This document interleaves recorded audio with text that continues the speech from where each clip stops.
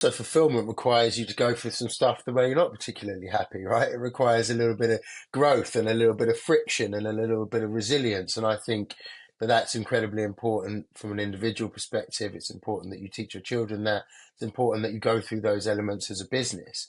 The things that are most valuable to us are often the most difficult to attain. And I think that there's a lot of transference from the world of health and fitness and sport that transcends into the rest of your life. If you're able to run a marathon, I can tell you for about 30 kilometers of the 42, I was not very happy.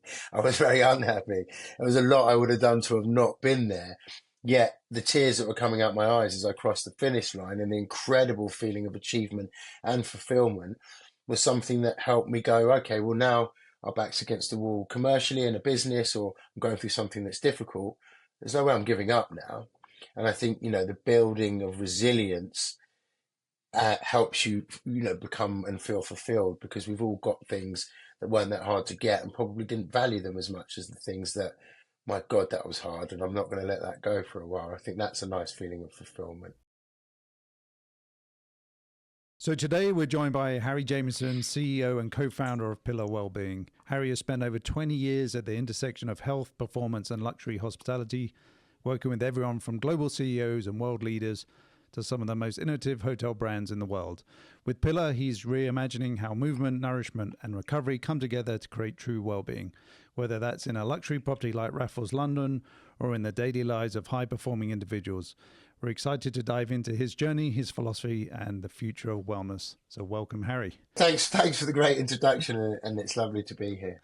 Now, we appreciate your time, and we're going full Simon Sinek on you and sort of diving in with a pretty big, profound question of, what is your why? Why do you do what you do? And how has your North Star changed over your career? I mean, let's start with the big existential piece of, why are we all here and, what's it all for? I think, for me, I've been a trainer and a coach for more than 20 years and really was able to take a model of elite sports performance and apply that into the lives and habits and behaviors of high performing individuals from the worlds of entrepreneurship, C-suite executives, from the partners of McKinsey through to the owners of Chelsea Football Club and the Prime Minister and beyond. And really, the wonderful thing is that the laws of well-being are incredibly universal. What affects one of us will affect all of us. And the wellness industry has evolved significantly. But at the time I started, no one was looking at sleep or stress or gut health. They cared about muscle mass and abs. And there was no data to support what we were doing. But I've always said throughout that evolution, and we can talk about the evolution of the business, but the evolution of the well-being industry as it is now, I've always said the best marker of wellness is happiness. And I think it's a really key core fundamental. And I was able to work with a lot of very, very successful, very affluent, fairly unhappy people. And I thought that didn't need to be the case. I think, my personal why is very much driven by my children and my family and my wife. And I'm an entrepreneur and I've taken a lot of risks and they've come along the journey with me, and that hugely motivates me. But I'm motivated to be happy. And I think that well-being, it should be a conduit to that. It should be additive to that. If you're fit and healthy and you sleep well and you've got good interpersonal relationships and your gut health does its job and keeps you, keeps the colds away and produces good neurotransmitters that make you feel good, you should be happy. And sometimes fitness is at the detriment of one's happiness. And a lot of really fit, really unhappy people as well. So I think that my North Star is happiness, and my real key driver behind me from an emotional perspective is my children. Very cool. Do you have used happiness a lot there? And we think of happiness. Sometimes we think of happiness as being, it's fleeting. It's often momentarily. It's hard to sustain. Sometimes we frame it as finding fulfillment rather than happiness. Does that resonate with you? It's so funny. We've just done a brand workshop for our business for Pillar this afternoon. And the word that came out as the emotive feeling that we wanted people to have when they connect with us was fulfillment. So it's very apt that you say that word. Fulfillment is very personal. what fulfills the two people on this call and myself are very different. But I think when you walk into a space and you engage in an activity with a certain group of people or on your own, you are in some way or other fulfilling desires or wants or needs or ambitions. And I think fulfillment is a fantastic word. However, fulfillment comes through purpose. And I think you must always be able to reference back your purpose to your value system. And I think that when people stray away from that, if your values all around family, but all you do is work abroad and you never get to see them, it's quite happy to feel fulfilled.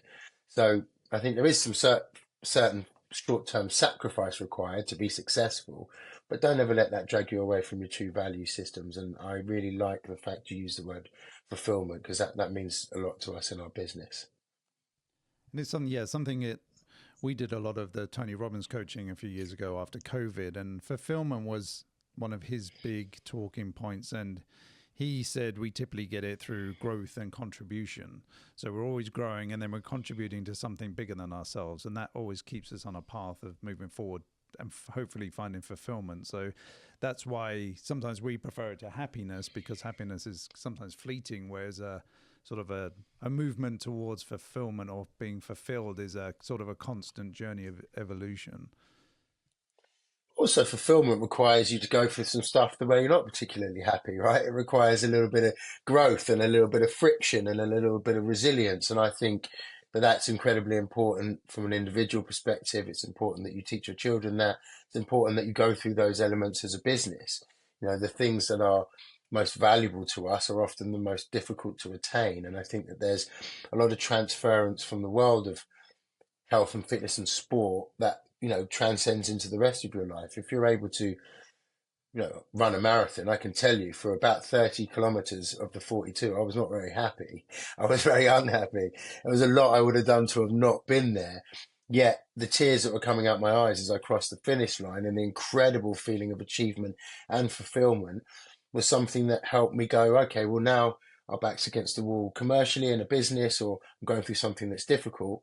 There's no way I'm giving up now. And I think, the building of resilience helps you, become and feel fulfilled, because we've all got things that weren't that hard to get and probably didn't value them as much as the things that, my God, that was hard and I'm not going to let that go for a while. I think that's a nice feeling of fulfillment. Yeah, what you were just describing, I think it goes back a bit when you mentioned before about taking teachings from business, from sports performance into business. And I think that's where you coined the term business athlete as well. And I think that's really interesting. What are some of those key points, especially in terms of mindset, that you transferred for yourself and for your clients from the sports environment and the pressures into business, into a day-to-day life of a CEO or a leader of a country? What is the magic? I'm glad you pulled out that business athlete sort of quote, because I really like the analogies. There was a manager of the England rugby team, Clive Woodward, and he kind of went into the corporate space and was giving talks at Coutts Banks and other institutions, and he said high level sport is about getting results out of people, and high level business is about getting results out of people. And I think really good leadership is galvanizing and creating a culture of excellence and performance. And there's a lot of transitions from high level sport into high level business. So Alex Ferguson very, famously was brilliant at talking into corporate institutions about culture creation. I think from an individual perspective, being incredibly disciplined, having a pre-performance routine, my pre-performance routine before I hit a drive on a golf course versus before I go up and give a speech in front of 300 people where it's really important, they can often be the same. I'm lowering some of my nervous system responses to the environment. I'm focusing my breath. I'm lowering my heart rate. I'm visualizing something happening successfully in front of my eyes before it's actually happened. That's, what Roger Federer does before he serves the ball. That's what Cristiano Ronaldo does before he takes a penalty. And that's what I might do as an orator, standing up in front of a group of my peers, trying to, or investors, trying to convince them to give me some money, or trying to convince them that my idea is good. And there's a lot of transitions there, or a lot of commonalities. There's also a lot of commonalities around triumph over adversity, leadership, being graceful in defeat, understanding that there's a mountain to be climbed here, but also there's not really a summit to that mountain, because when you get to the point you thought was the top, you have to go again and you have to go again. And none of that works unless you fuel yourself properly, unless you sleep and recover and rest properly, unless you are kind to yourself in a very competitive environment. And I think all of the elite people who you would have spoken to and who you know, if there's a commonality there, they like to win. There's a competitive edge there.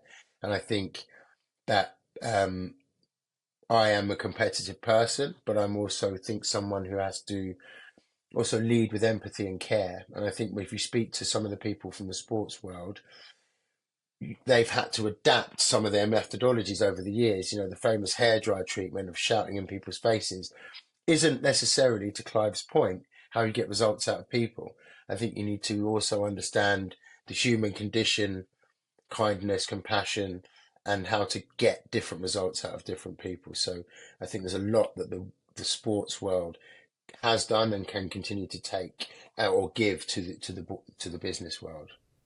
Yes, some of those 3 points that you just mentioned, they kind of almost leading me into talking about pillar, because they remind me very much of the 3 pillars within pillar well-being. So we're going to talk about pillar well-being. Was there, before we get into that, was there a personal moment for you that shifted you from that more one-on-one coaching to developing something that affects more people and has a much bigger outreach? And talking back to purpose as well, is just really creating something bigger than yourself and the one-on-one coaching. What was that moment for you to say, I'm going to transfer those philosophies into a wellness brand, a luxury wellness brand like Pillar? So it's a really good point, and I don't think there was necessarily, one specific moment. I had very successful coaching business. I had partnered quite early on with some, top tier hospitality brands to create wellness retreats, kind of early on in the sort of evolution of wellness tourism. So I worked with Rocco Forte's daughter, Irene, at their property in Sicily down in the Vidura to bring together sports coaches, nutritionists, and trainers. We'd run retreats at One and Only in the Maldives. We'd run them with Four Seasons globally, and there was a lot of traction around that. And I thought that shouldn't be a transient opportunity, 1 or 2 weeks a year. That should be something that was permanently available. COVID hit. Went to do some work with the Prime Minister in the UK. I had a bit of time where I was just working one-to-one with one person, and in the background was building up the opportunity to build what we thought would be the future of hospitality and wellness, which would be anchoring the spa with a membership component, which also didn't exist. There was amazing gyms and spas all over the world that had been beautifully designed, but were always a lost leader for the ownership. They were always a little bit like, we need a 5-star spa. We know it's not really going to make us any money, but we know our clients want it. Well, that consumer consciousness had shifted hugely throughout COVID, and people had really started to care about their future health, about longevity, about being part of a community of like-minded people who cared about well-being. And what better way to do that than in a wellness club or a private health club? And for us as a business, we had the opportunity to partner with Raffles in London, launching the Old War Office project, which is big flagship grade 2 listed building. Raffles, a brilliant heritage brand. The Hinduja Group, amazing owners. There was a residential component, and we had the chance to also bring in Jason Atherton to work with us on the restaurant and deliver Pillar Kitchen. So the 3 pillars of movement, recovery, and nutrition were all able to be delivered into this one site. I'd previously had the gym at the Rosewood in London under an amazing, GM there, Michael Bonza, who's now about to open the new Chancery Rosewood, which is going to be an incredible property. So I wasn't sort of running away from stuff that wasn't going well and thinking, oh my God, what am I going to do next? So actually, it was all going incredibly well, but it's not called Harry's Gym for a reason. It's called Pillar because I wanted to sort of scale something above and beyond myself and to really add credibility to the different elements of recovery and movement and nutrition. It needed recovery, movement and nutrition expertise. And so we brought in Michelin star chef, incredible interior designers, designed the space. We've got our Little Fair in London, and 1508 have done some of the other stuff, and EPR with a master architect who we now work with on other projects. And so to get that as our first project was I guess testament to the faith that they put into me, but also good entrepreneurs and businessmen are people who can galvanize teams of people around them to go on and deliver a dream. So I'm here taking the lion's share of the credit for it, but it's not it's a massive operation that goes on in the background, and now we have an opportunity to scale that part of the business, but also to look at other parts of the residential market and the built environment and really see how wellness is permeating everywhere, really, Hmm. from tech to real estate to FMCG to, I don't even want to talk about AI because that's a whole nother podcast in itself. That's But, the next you one. know, what, wellness is, I think I've been in the right business at the right time, well positioned to take advantage of what is now an incredible well-being revolution across multiple industries. And I'm very grateful for that. It's amazing. We haven't visited the property, but it looks incredible. We focus heavily architecture and design on sort of the well-being space, and for a while we thought it was going to be extremely niche, but now, like you said, it permeates well beyond just the four walls of the spa into typically the entire property has a wellness thread weaving through many of them, and it's no longer, like you said, it's not a lost leader anymore. It's now a fundamental requirement of many properties to make sure they have, we're even going away from the word spa now. It's just wellness facilities that incorporate so many different modalities. One thing I'd like to touch on, though, I think pillars such a fundamental to getting the three things right before you start layering on some of these other modalities. That is great marketing, and not to knock them saying they won't have a benefit, but can you explain to us what the fundamentals of your three pillars are? So movement, and let's just dissect them each individually. There's movement, there's recovery, and there's nutrition. Movement has primarily been seen as fitness, lifting weights, doing cardio. But what about daily step count? What about injury rehabilitation? What about movement? Gyms have always been designed for people like me who love going to the gym all the time. Gyms are places where people who need to go to the gym actually feel quite alienated and quite, almost uncomfortable. Movement can be a community of people coming together. It spans yoga, boxing, Pilates. It is so multifaceted. We wanted to make sure that movement was accessible, and you often get pushed down when you have a luxury brand and then you talk about accessibility. But what I talk about here is not a price point. It's a kind of human feeling that everybody should feel welcome and comfortable in that space. And we can also access and activate the outside spaces of London. So we have an amazing run club that takes in Buckingham Palace and the London Eye, where we get people moving, and pain free, and using that for many different modalities like combating stress, anxiety, and depression. Best thing you can do is move your body. So movement is all encompassing, and we have a movement studio. We do one-to-one coaching. We have group exercise. We have a swimming pool. We have a lot of different ways that people can move. Recovery. The spa has primarily been a product-led environment where a beauty brand, pick one, Christian Dior, will come and they'll try and put beautiful products on your skin, and it's for pampering and relaxing. Whereas recovery is mental, physical, emotional, in some cases spiritual. And I think that recovery needs to also be looked at in a multifaceted sense.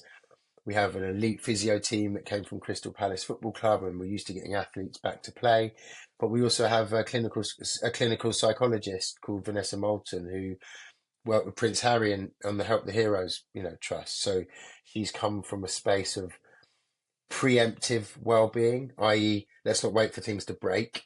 Let's try and stop them breaking in the first place, and that applies to both rehab or prehab and talking therapies, and making sure that we are as mentally recovered as we can be, as well as hot, cold contrast therapy. Everyone's jumping in an ice bath every 2 seconds. There's an infrared sauna down there. There's some other cool stuff. But recovery is not just a massage or a massage gun. It is deeper than that. And then there's nutrition.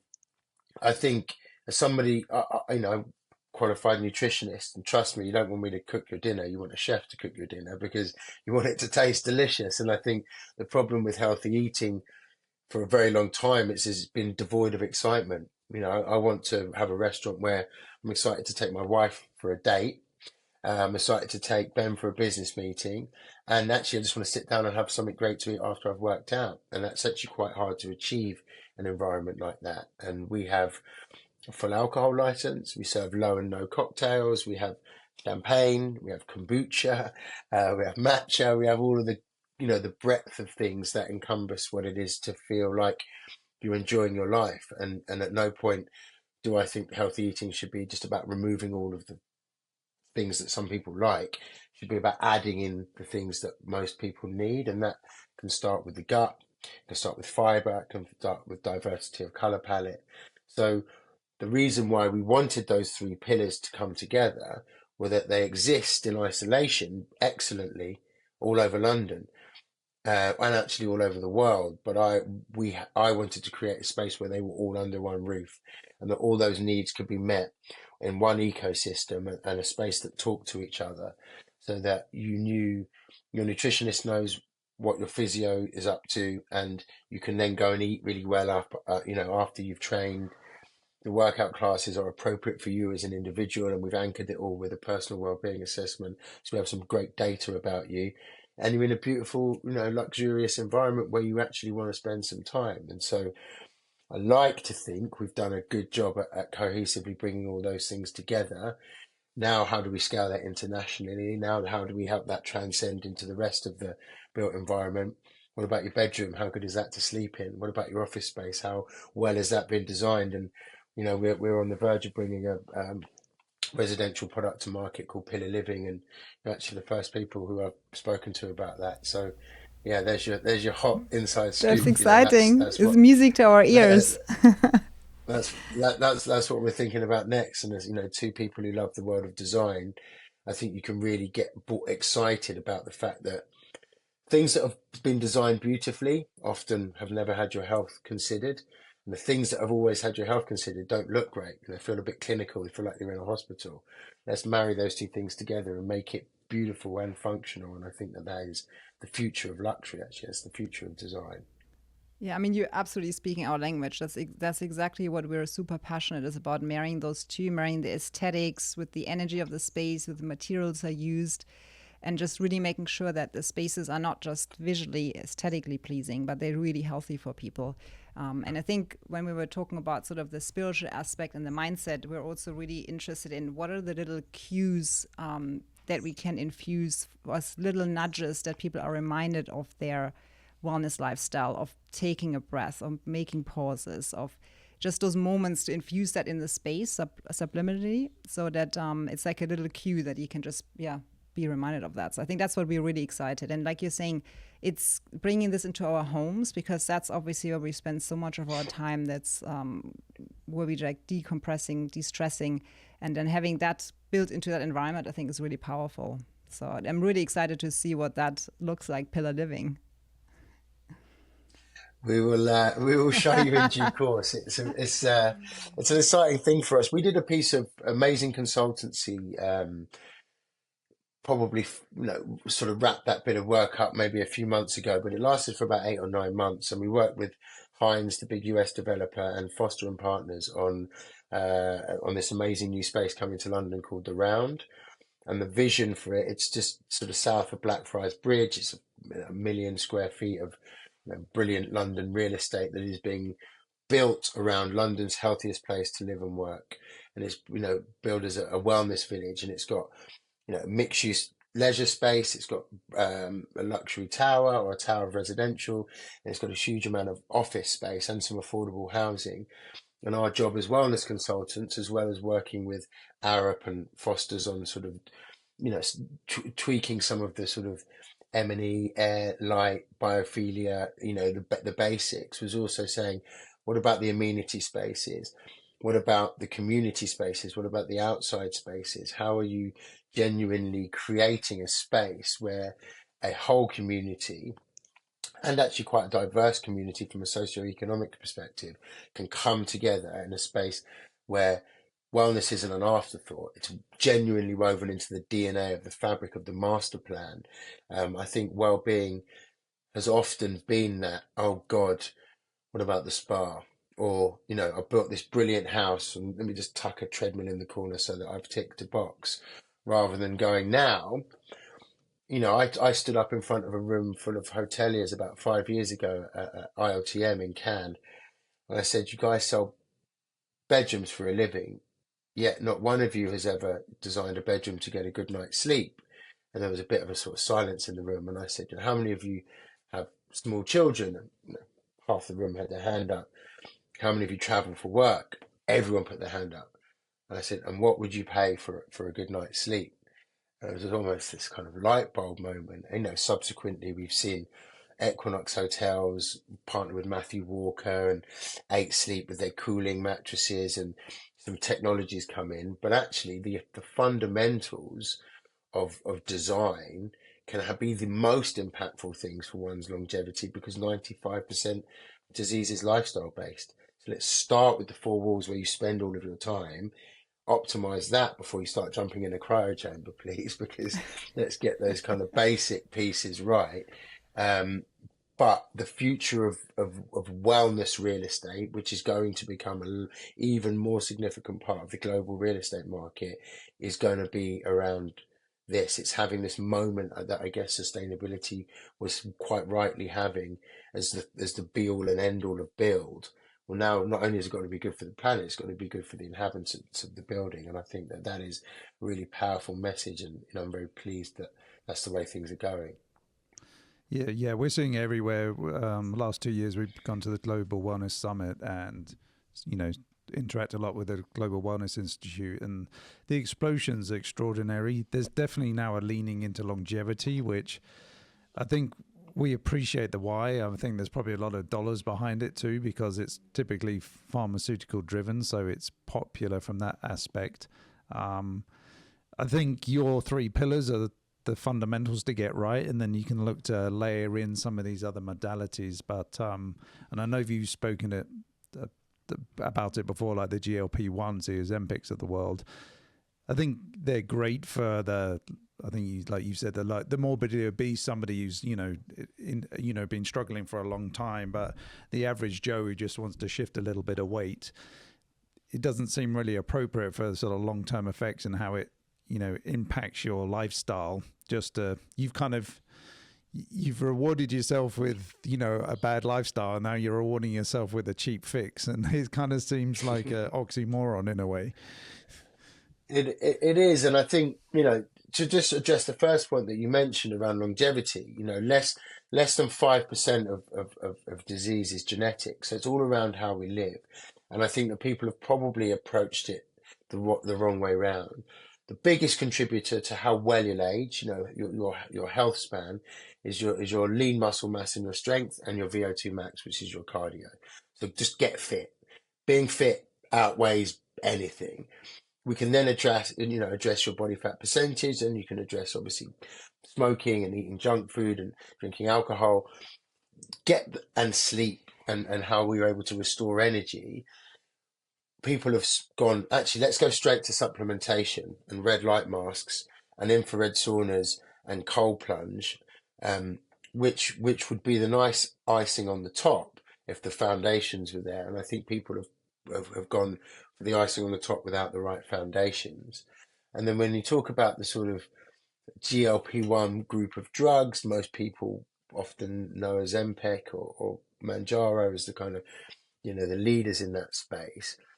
The unfortunate reality is that you lose about 30% more muscle mass using those drugs than you do on a traditional calorie deficit diet.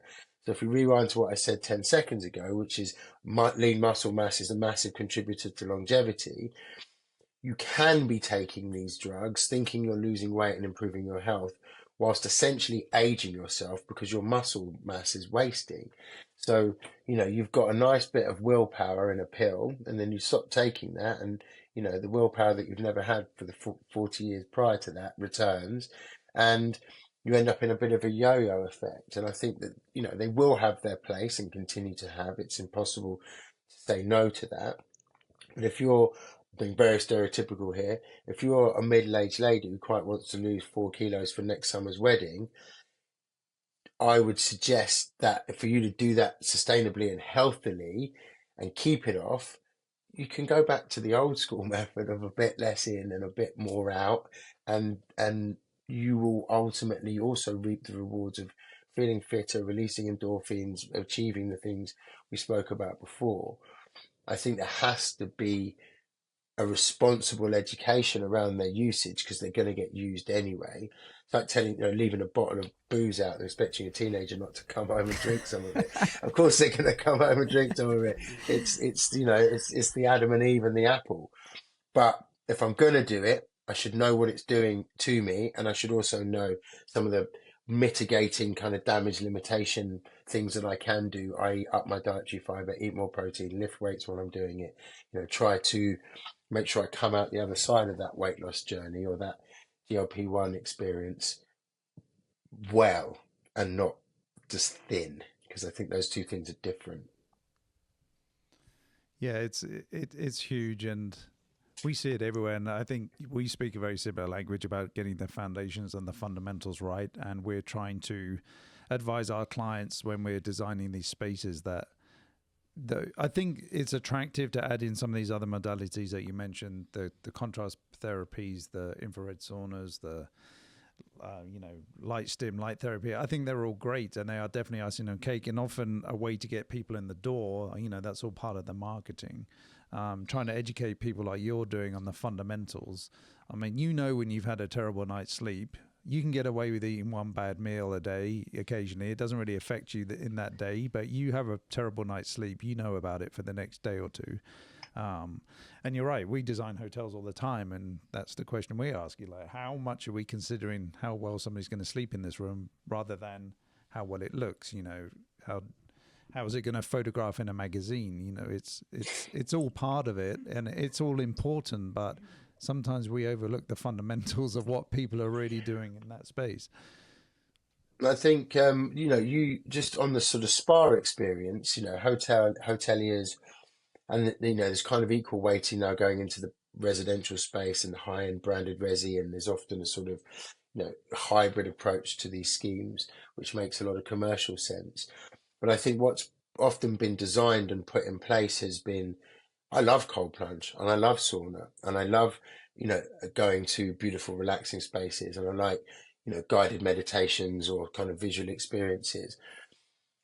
But there's been very little curation of that journey for that client. You just reach for whatever low-hanging fruit happens to be there. Consistent use of these over time is how you get the results. Actually, if you're if you're cold plunging and saunaing, what are you recovering from?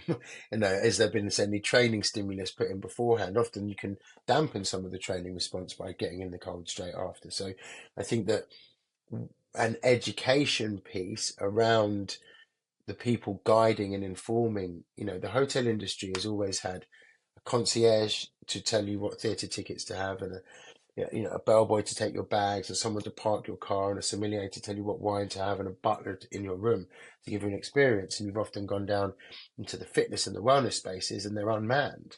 It's like, the idea you're not being met with the same level of customer care and attention. So a lot of the things that we would do within Pillar as an operating company is, yes, we have an input into the design and procurement and the physical elements of that space. But what about the services, and what about the people who are instructing you, and how is the level of knowledge from the person holding your hand through the experience? And if you get that right, then you've got a really sticky product, and then you've got a really great membership component. Then you've got a really, you don't go back to a restaurant that had brilliant food but really rubbish service. And often that's the kind of experience that can be given in the spa. Yeah, so true. And I think for me, this touches back to what you said at the beginning about how spas were typically seen as something that didn't make money at hotels, etc. And one of the biggest reasons for that is because of the high demands on labor. It's typically a one-to-one, therapist to guest, and that's extremely expensive.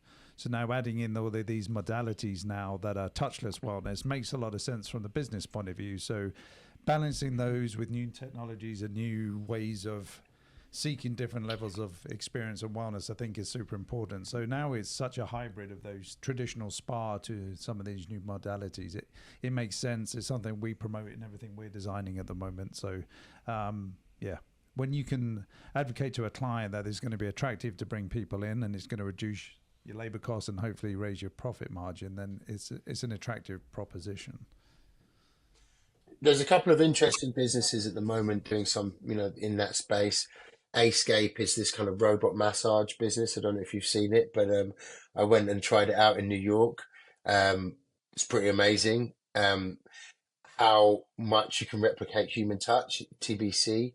I think, Peloton were probably the first people to really go hardware, software integration. Can I just have a digital fitness experience that is highly replicable, that the client knows what they're doing? Technogym have really great guided runs on their treadmills.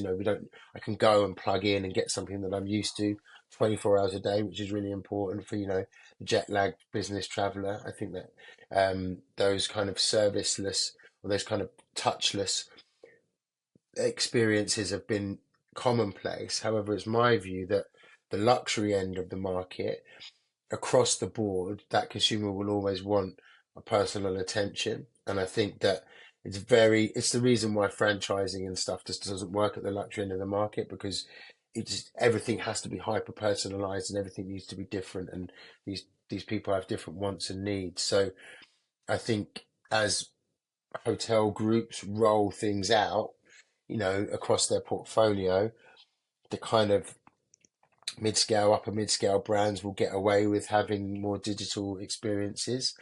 But the luxury brands have always got to make sure that there's really highly qualified, really personable, really good staff to match the incredible facilities.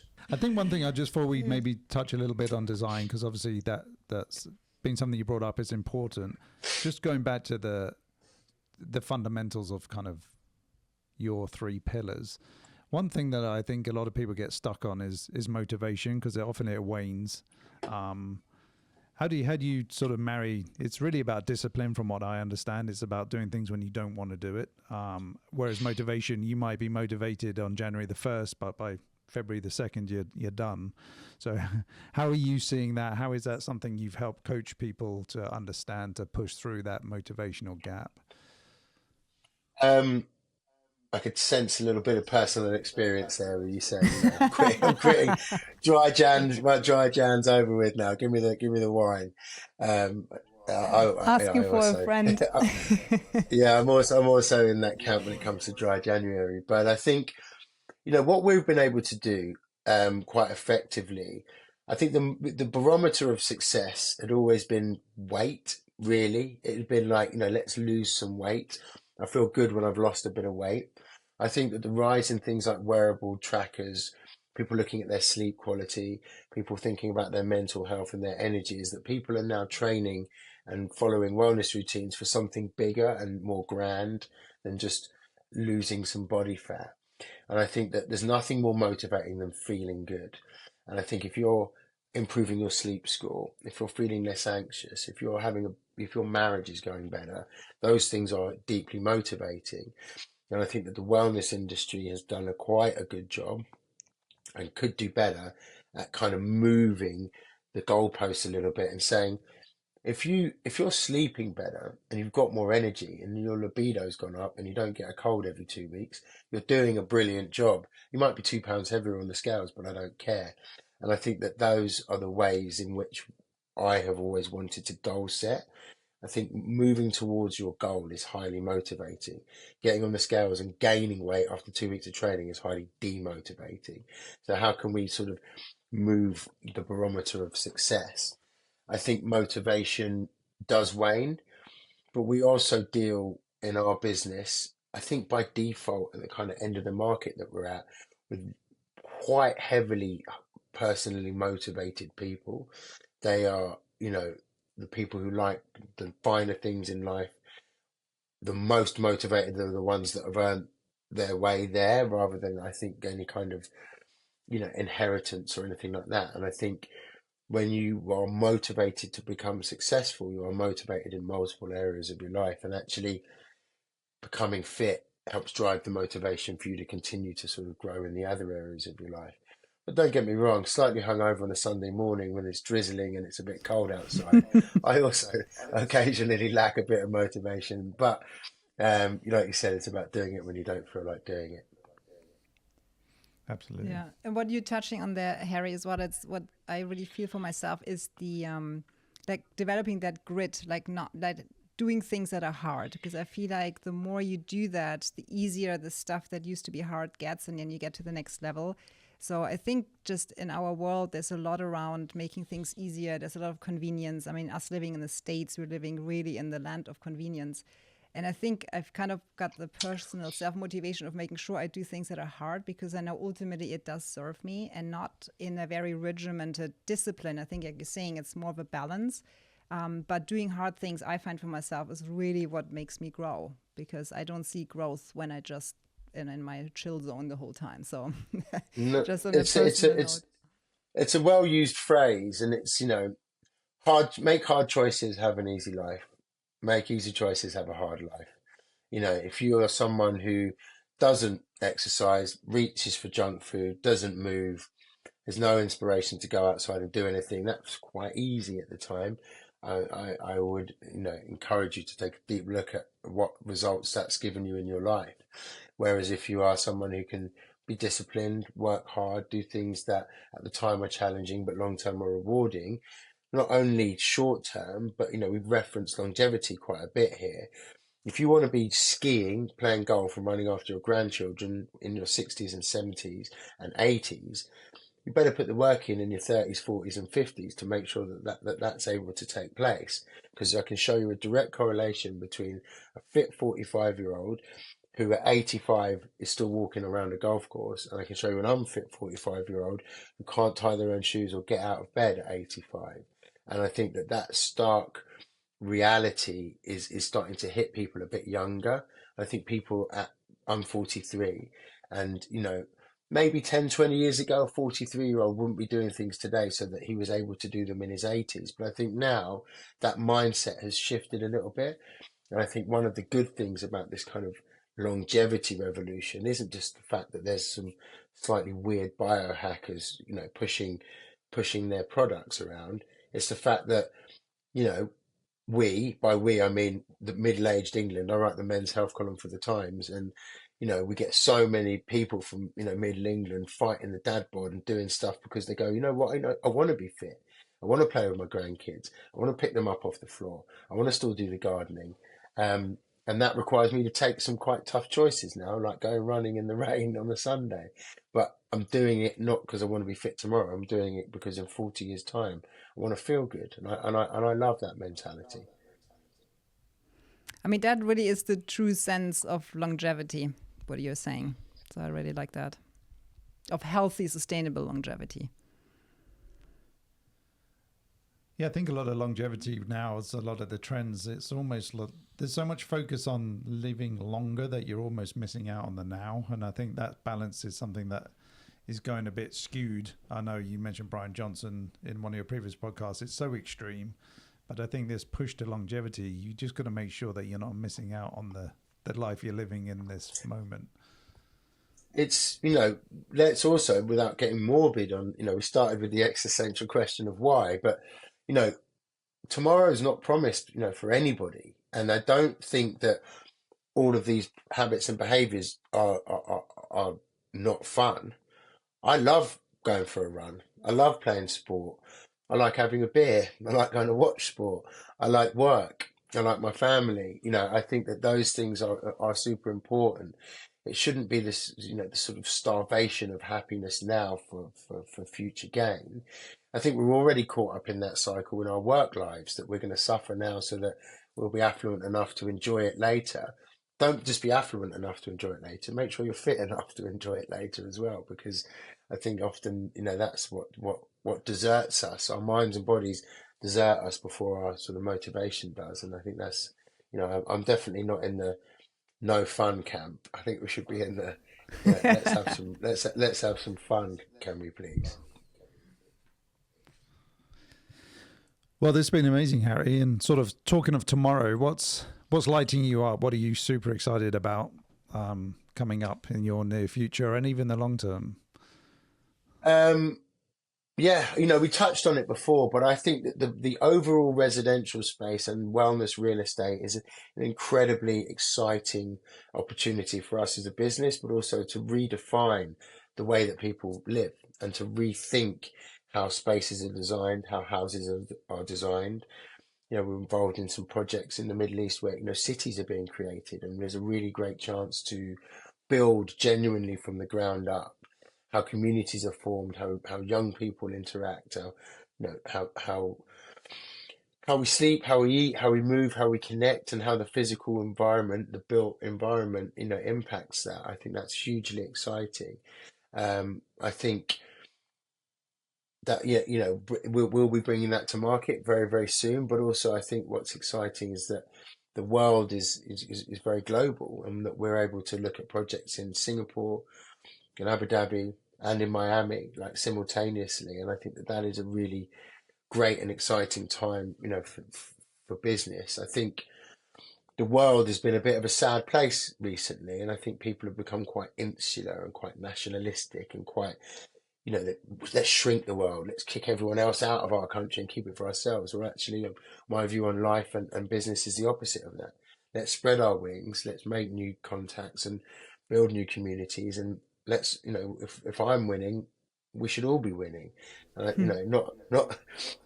necessarily spreading, complete socialism and communism, but thinking about actually creating a bit more of a sort of global society where people are able to lift each other up. And that will start with where we go to school, where we live, where we sleep, where we travel. And if those spaces have all been designed to make us feel good when we're in them, I think that's a really amazing place to be, and a vision that if we hold collectively, we could make the world a bit of a nicer place to be. And I think that would be a good thing. And if you design it, it will look pretty. And that's it's a beautiful future vision, that I think is such a nice note to end on this really inspiring conversation, Harry. Thank you very much. It's been amazing. Thank you so much.